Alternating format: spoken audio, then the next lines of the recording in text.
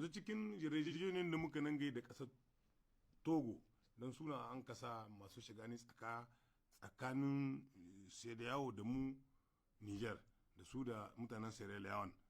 magabatanmu na shugaban ƙasa da shi da mambobin cnsp tunda togo dai ita ƙasa ce wadda ta nuna mana kamna don ku muka suka ba da incin a sallami wannan yaron a miƙa shi me a hukumance sai da aka komo ta kan juju ya ba da bailin shi a hukumance aka sake shi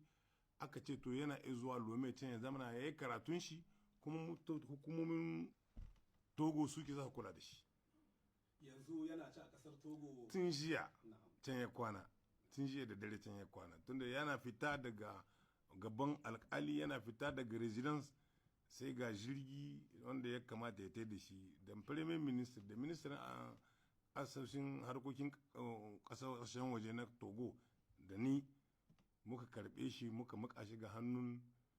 minister in afar etaranjar na togo shi tare su suka ta cikin jirgi guda suka tai akwai sharadi cikin sakin nashi sharadi wanda aka baka